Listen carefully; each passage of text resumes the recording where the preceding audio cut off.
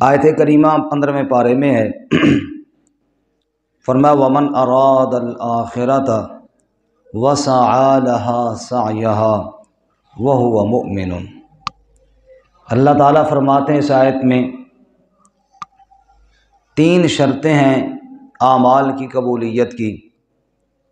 Number 1، ومن اراد الآخرہ، جو آدمی آخرت کا ارادہ کرے، اس سے مراد نیک نیت ہے، اخلاص نیت ہے۔ جو عمل بھی بندہ کرے وہ آخرت میں اللہ کی رضا کے لیے کرے۔ نمبر 2، وسعى لها سعيها، پھر اس کے لیے وہ کوشش کرے جو کوشش اس کا حق بنتا ہے، یعنی جو اللہ رسول نے طریقہ بتایا ہے وہ کام کرے۔ اور نمبر 3، وهو مؤمن، شرط یہ ہے کہ وہ بندہ ایمان والا بھی ہو۔ فَأُولَئِكَ كَانَ سَعْيُهُمْ مَشْكُورًا، ایسے لوگوں کی کوشش اور ان کے اعمال ان کی اللہ کے ہاں قدر کی جائے گی۔ وَهُوَ مُؤْمِنٌ آخر میں ذکر کیا گیا، لیکن شرط کے طور پر کہ ایمان سب سے پہلے ہونا ضروری ہے۔ یہ اسی طرح ہے کہ جیسے بندہ کہے جس نے نماز پڑھی، قیام اچھا کیا، رکوع اچھا کیا، سجدہ صحیح طریقے سے کیا، تو اس کی نماز کی بڑی قدر ہوگی بشرطے کہ اس کا وضو ہو۔ اب وضو کا ذکر تو میں نے آخر میں کیا، لیکن یہ کرنا پہلے ہے۔ تو ایسے ہی ایمان کا ذکر بھی یہاں آیت کے آخر میں ہوا، لیکن ہے شرط کے طور پر، بشرطے کہ وہ بندہ ایمان والا ہو۔ تو گویا کہ ایمان بنیادی شرط ہے، ایمان کے بغیر بڑے بڑے اعمال ضائع اور برباد ہیں۔ آپ مشرکین عرب کے اعمال دیکھیں تو حیران رہ جائیں، کتنے بڑے بڑے انہوں نے اعمال کیے، حاجیوں کے کس طرح وہ خدمت کیا کرتے تھے۔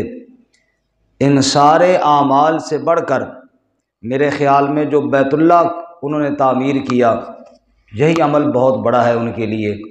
ایک آدمی عام مسجد بنائے تو کتنے بڑے فضائل ہیں، انہوں نے بیت اللہ بنایا، اور صرف بنایا ہی نہیں، اس میں انہوں نے یہ شرط لگائی کہ مشکوک پیسہ بھی نہیں لگانا۔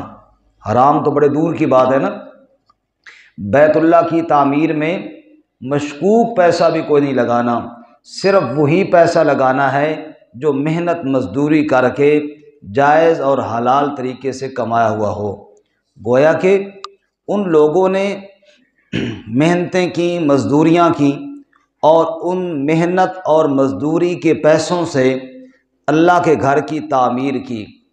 اور پھر جب پیسے کچھ کم تھے اور پورے بیت اللہ پر چھت نہیں ڈالا جا سکتا تھا، تو انہوں نے یہ کہا کہ پیسہ صحیح ہونا چاہیے، اللہ کے گھر میں مشکوک مال نہیں ہونا چاہیے۔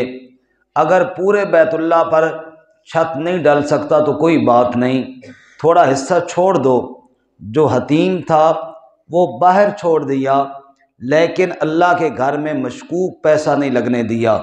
اتنا اونچا عمل، اتنا عالی شان عمل، لیکن اللہ کے ہاں قبول نہ ہوا، اس لیے کہ وہ مؤمن والی شرط نہیں پائی گئی تھی۔ ایمان کے بغیر جتنے اونچے عمل کیے جائیں، اللہ کے ہاں وہ عمل مقبول نہیں ہوتے۔ قرآن کریم میں اللہ تعالیٰ مثال دیتے ہیں، ایک جگہ اللہ فرماتے ہیں والذین کفروا اعمالهم کسراب بقیعۃ یحسبہ الظمآن ماء حتی اذا جاءہ لم یجدہ شیئا۔ ایک آدمی صحرا میں، ریگستان میں، گرمیوں کے موسم میں چل رہا ہے، چلتے چلتے پیاس نے اسے آ دبوچا، شدید پیاس میں ہے، پانی کی تلاش میں ہے۔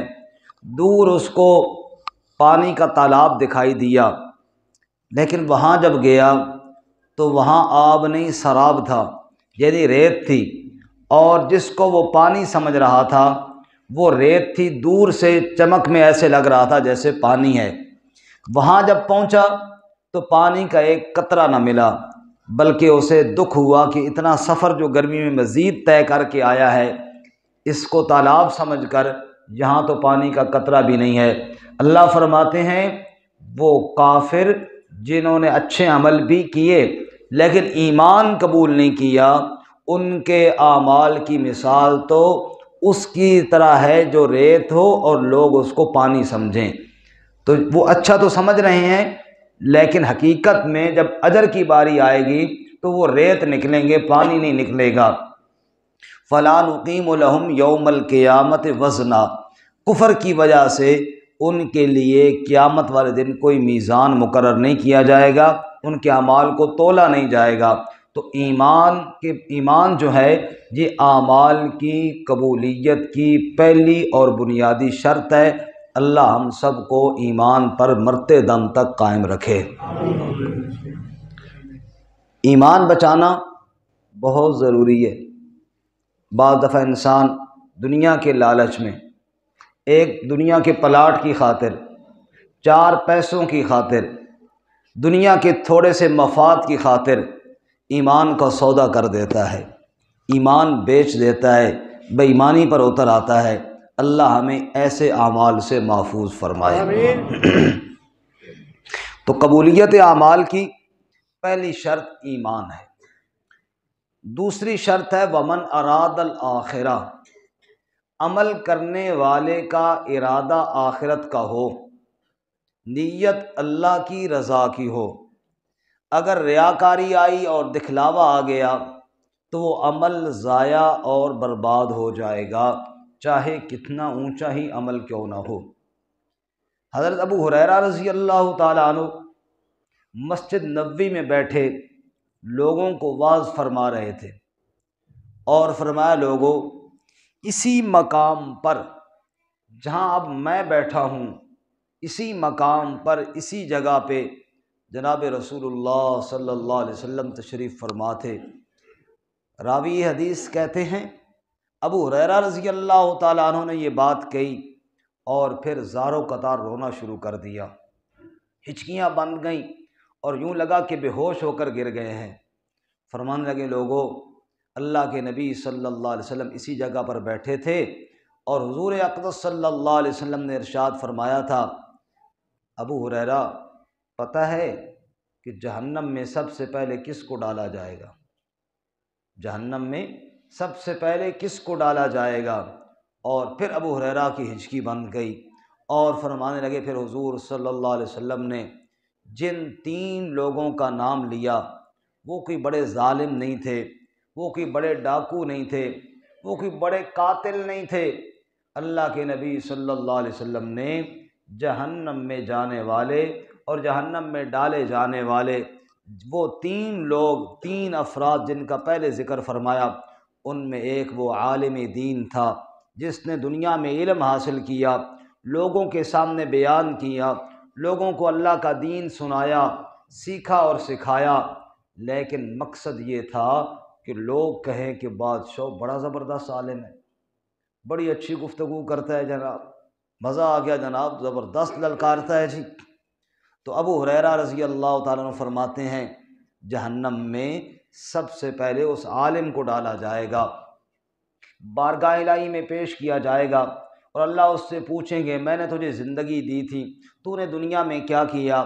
وہ کہے گا، یا اللہ میں نے تیری دی ہوئی زندگی کو تیرے دین کے لیے وقف کیا، دین سیکھتا رہا اور پھر لوگوں کو سکھاتا رہا، اسی میں ساری زندگی میں نے گزار دی۔ اللہ تعالیٰ فرمائیں گے، تو جھوٹ بولتا ہے، تو نے اس لیے یہ سب کچھ کیا تھا تاکہ لوگ کہیں بڑا عالم ہے، لوگوں کی واہ واہ سننے کے لیے یہ سب کچھ کیا تھا۔ سو تجھے دنیا میں عالم کہا جا چکا، جس مقصد کے لیے تو نے کام کیا تھا وہ تیرا پورا ہو گیا، اور آج تجھے اللہ کے ہاں کوئی بدلہ نہیں دیا جائے گا، اس لیے کہ تو نے عمل اللہ کے لیے کیا ہی کوئی نہیں تھا، چنانچہ گھسیٹ کر دوزخ میں ڈال دیا جائے گا۔ اللہ تعالی ہماری حفاظت فرمائے۔ پھر دوسرا وہ شخص لایا جائے گا جو بڑا سخی ہوگا، دنیا میں اس کی سخاوت کے بڑے چرچے ہوں گے، لوگ اس کی مثالیں دیتے ہوں گے، بڑا جناب اس کا وسیع ظرف ہے، بڑا کھلے دل کا بندہ ہے جناب، لاکھوں روپے لٹا دیتا ہے۔ ابو ہریرہ رضی اللہ تعالیٰ عنہ فرماتے ہیں پھر اس کو پیش کیا جائے گا اور اسے کہا جائے گا تو نے دنیا میں کیا کیا؟ یا اللہ تو نے جو مال دیا تھا نا وہ تیرے ہی نام پر خرچ کرتا رہا، غریبوں کو دیا، مسکینوں کو دیا، مسجدیں بنوائیں، مدرسے بنوائے، رفاع عامہ کے بڑے کام کیے۔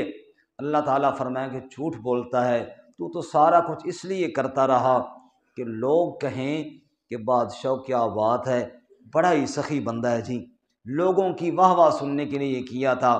سو دنیا میں تجھے لوگوں نے سخی کہہ دیا، آج میرے ہاں تیرا اجر اس لیے نہیں ہے کہ تو نے عمل میرے لیے کیا ہی کوئی نہیں ہے۔ چنانچہ حکم ہوگا اور اس سخی مالدار کو بھی گھسیٹ کر دوزخ میں ڈال دیا جائے گا۔ پھر تیسرا وہ شخص جس نے دنیا میں جہاد کیا اور اللہ کے راہ میں جان قربان کر دی، شہید ہو گیا۔ اب جان قربان کرنا کوئی آسان بات ہے؟ ابو ہریرہ رضی اللہ تعالیٰ عنہ فرماتے ہیں حضور اقدس صلی اللہ علیہ وسلم نے ارشاد فرمایا اس شہید کو لایا جائے گا، اور تو نے کیا کیا دنیا میں؟ یا اللہ تیرے دین کی سربلندی کے لیے میں لڑتا رہا، یہاں تک کہ جان جو تو نے دی تھی وہ بھی تیرے نام پر قربان کر دی۔ اللہ تعالیٰ فرمائیں گے تم تو دنیا میں شور شرابہ اس لیے کرتا رہا کہ لوگ کہیں گے بڑا بہادر بندہ ہے جی، بادشاہ ڈرتا ہی نہیں کسی سے، بڑا دلیر بندہ ہے جی۔ تو اپنی دلیری اور اپنی بہادری کا لوہا منوانے کے لیے یہ سب کچھ کرتا رہا، لوگ تو ظاہر کو دیکھتے رہے، میں تو تیرے دل کو دیکھتا رہا، تیرے دل میں ارادہ ہی کوئی نہیں تھا میری رضا کا، لہٰذا اس کو بھی پکڑ کر دوزخ میں ڈال دیا جائے گا۔ ابو ہریرہ رضی اللہ تعالیٰ عنہ فرماتے ہیں یہ تین آدمی اور یہ تینوں دیندار تھے، عالم بھی دیندار تھا، سخی بھی دیندار تھا، اور شہید ہونے والا بھی دیندار تھا، اور تینوں کام نیکی کا ہی کرتے رہے ہیں، لیکن نیت آخرت کی نہیں کی تو جہنم میں سب سے پہلے ان کو ڈالا جائے گا۔ سورہ ماعون میں ہم کیا پڑھتے ہیں؟ فویل للمصلین الذین هم عن صلاتهم ساہون الذین هم یراؤون، ان نمازیوں کے لیے ہلاکت ہے، نمازیوں کے لیے۔ ہم دوسرے کو تو مجرم سمجھتے ہیں، فلاں یوں کر رہا ہے، فلاں یوں کر رہا ہے، فلاں یوں کر رہا ہے، اپنے گریبان میں بھی جھانکنا چاہیے مجھے بھی اور آپ کو بھی۔ اللہ کہتے ہیں ان نمازیوں کے لیے ہلاکت ہے جو اپنی نمازوں سے غافل ہیں، الذین هم یراؤون، جو نماز تو پڑھتے ہیں لیکن ریاکاری کے لیے پڑھتے ہیں، لوگوں کو دکھانے کے لیے پڑھتے ہیں۔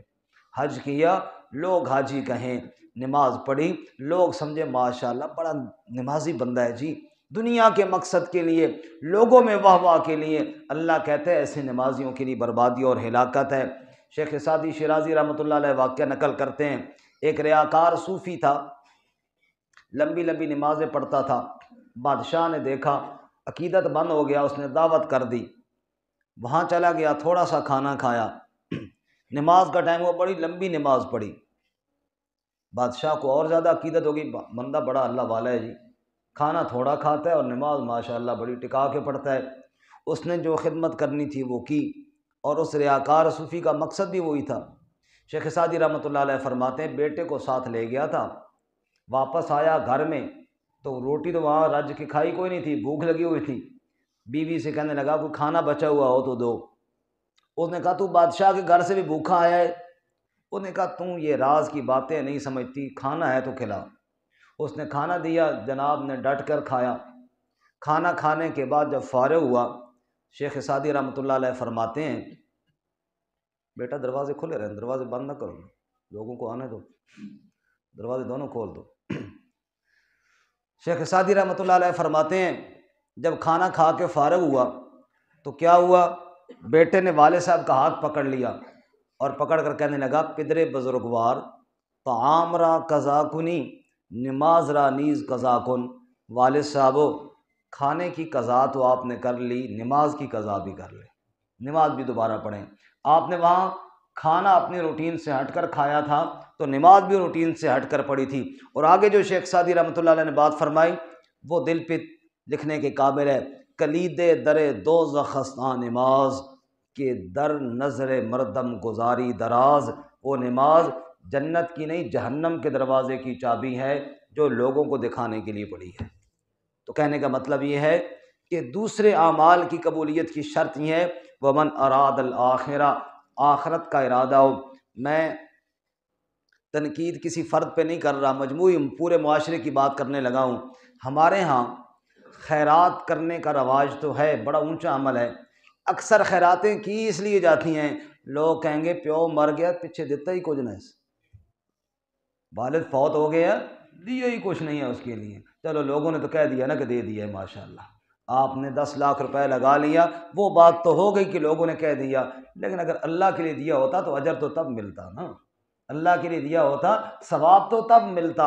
خیرات کرنا بڑا اونچا عمل تھا، لیکن کاش ایسے کرتا، حضور نے جیسے فرمایا تھا وَرَجُلٌ تَصَدَّقَ بِصَدَقَةٍ فَأَخْفَاهَا حَتَّى لَا تَعْلَمَ شِمَالُهُ مَا تُنْفِقُ يَمِينُهُ، اللہ اپنے عرش کا سایہ اس بندے کو دیں گے جس نے اتنا مخفی صدقہ کیا کہ اس نے بائیں ہاتھ کو بھی پتہ نہیں چلنے دیا کہ دائیں ہاتھ نے کیا صدقہ کیا تھا، یہ صدقہ۔ تو اللہ تعالیٰ ہمیں اخلاص نصیب فرمائے۔ تیسری اور آخری بات وَسَعَى لَهَا سَعْيَهَا، اعمال کی قبولیت کے لیے نمبر 1 ایمان، نمبر 2 اخلاص نیت، اور نمبر 3 وَسَعَى لَهَا سَعْيَهَا، اس کے لیے وہ کوشش کرے جو اللہ نے اس کے نبی صلی اللہ علیہ وسلم نے طریقہ بتایا ہے۔ ایک آدمی جمعے والے دن آ گیا مسجد میں اور اس نے کہا جی 2 رکعتیں نہیں پڑھتے 4 پڑھتے ہیں، روزانہ ظہر کے ٹائم جو 4 پڑھتے ہیں تو آج کیوں نہ 4 پڑھیں، ماشاءاللہ مسجد بھری ہوئی ہے، ویسے تو ماشاءاللہ صف 1.5 ہی ہوتی ہے، تو آج تو زیادہ پڑھنی چاہیے، زیادہ لوگ آ گئے ہیں۔ فرمایا نہیں، وَسَعَى لَهَا سَعْيَهَا، کوشش اس طرح کرنی ہے جو طریقہ رسول اللہ صلی اللہ علیہ وسلم نے بتایا ہے۔ اس سے بدعات کی نفی ہو گئی ہے، رسم و رواج کی نفی ہو گئی ہے۔ اپنے طریقے پر، اپنے طور پر جتنی مرضی نیک اعمال کر لو، جب تک میرے عمل پر میرے نبی کی سنت کی مہر نہیں ہوگی وہ عمل اللہ کے ہاں قبول۔ حضرت سیدنا علی المرتضیٰ رضی اللہ تعالیٰ عنہ نے عید والے دن عیدگاہ میں ایک شخص کو نفل پڑھتے ہوئے عید کی نماز سے پہلے دیکھا، تو حضرت علی رضی اللہ تعالیٰ عنہ نے اس کو روکا اور کہا بھائی ادھر نفل پڑھنے کی اجازت نہیں ہے۔ تو اس آدمی کو حضرت علی رضی اللہ تعالیٰ عنہ کا روکنا کوئی اچھا معلوم نہ ہوا، اور وہ تھوڑا سا غصے کے انداز میں کہنے لگا علی یہ بتاؤ کہ کیا میں اللہ کی عبادت کروں گا اور اللہ اس عبادت کرنے پر مجھے سزا دے گا؟ یعنی میں تو اللہ کی عبادت کر رہا ہوں اور آپ مجھے روک رہے ہیں کہ یہ ٹھیک نہیں ہے، تو مطلب یہ ہوا کہ اللہ اپنی عبادت کرنے کی وجہ سے مجھے سزا دے گا، حالانکہ اللہ نے مجھے پیدا ہی اپنی عبادت کے لیے کی ہے۔ تو حضرت علی رضی اللہ تعالیٰ نے بڑا پیارا جواب دیا، ارے میرے بھائی اللہ عبادت کی وجہ سے سزا نہیں دے گا، اللہ تجھے اپنے نبی کی مخالفت کی وجہ سے سزا دے گا، اللہ تجھے اپنے نبی کی مخالفت کی وجہ سے سزا دے گا۔ تو کہنے کا مطلب یہ ہے 3 شرطیں ہیں، اگر یہ کسی عمل میں پائی گئیں تو وہ عمل اللہ کے ہاں مقبول ہوگا، اور اگر ان 3 شرطوں میں جو اللہ نے یہاں پر بتائی ایک شرط بھی رہ گئی تو مقبول نہیں ہوگا، ایمان، اخلاص نیت اور سنت طریقہ۔ اب آیت کا ترجمہ سن لیجئے پھر بات ختم کرتے نہیں۔ فرمایا وَمَنْ أَرَادَ الْآخِرَةَ، وَمَنْ أَرَادَ الْآخِرَةَ، لوگو جس بندے نے آخرت کا ارادہ کیا، دنیا کی فخر کو، دنیا کی لذتوں کو، دنیا کی شہرت کو، دنیا کے منافع کو سامنے نہیں رکھا، عمل کرتے وقت نیت کی تو آخرت کی نیت کی۔ وَمَنْ أَرَادَ الْآخِرَةَ، جس بندے نے آخرت کا ارادہ کیا، وَسَعَى لَهَا سَعْيَهَا، اور پھر اس کے لیے کوشش بھی کی، سعیہا، کوشش وہ کی جو اس کے لیے بنتی تھی، کوشش وہ کی جو اس کو بتایا گیا تھا، وَهُوَ مُؤْمِنٌ، اور وہ بندہ مومن بھی ہو، آخرت کے لیے عمل کرے، عمل بھی سنت کے مطابق کرے، بندہ بھی ایمان والا ہو، فَأُولَٰئِکَ کَانَ سَعْیُهُم مَّشْکُورًا، جس کے اندر یہ 3 شرطیں پائی گئیں ان کی سعی اور ان کی کوشش اللہ کے ہاں مقبول ہو گئی، اللہ قدر کرے گا۔ کُلًّا نُمِدُّ ہَٰؤُلَاءِ وَهَؤُلَاءِ مِنْ عَطَاءِ رَبِّكَ، باقی مدد اللہ سب کی کرتا ہے۔ اگر میرے لیے کوئی عمل کرے گا، میری رضا پالے گا، دنیا میں دکھلاوے کے لیے عمل کرے گا، دنیا میں شہرت پالے گا، کُلًّا نُمِدُّ، سب کی ہم مدد کرتے ہیں، سب کو ہم جو ارادے ہوتے ہیں وہ دے دیتے ہیں۔ ہؤلاء وہؤلاء، ان کی مدد بھی اللہ کرتا ہے، ان کی مدد بھی اللہ کرتا ہے۔ من عطاء ربک، اپنے عطا سے، اپنی دین سے اللہ سب کو دیتا ہے۔ وما کان عطاء ربک محظورا، تیرے رب کی عطا بند تو نہیں ہو گئی، تیرے رب کی کوئی دین ختم تو نہیں ہو گئی، تو اس کی ارادے کے لیے، اس کی رضا کے لیے کام کرنا شروع کر، اللہ اپنی عطا سے تیری کوتاہیوں کو معاف کر کے تیرے عمل کو قبول فرما لے گا۔ تو میرے بھائیو، اللہ ہم سب کو اخلاص کے ساتھ ایمان پر قائم رہتے ہوئے سنت کے مطابق عمل کرنے کی توفیق عطا فرمائے۔ وآخر دعوانا ان الحمدللہ۔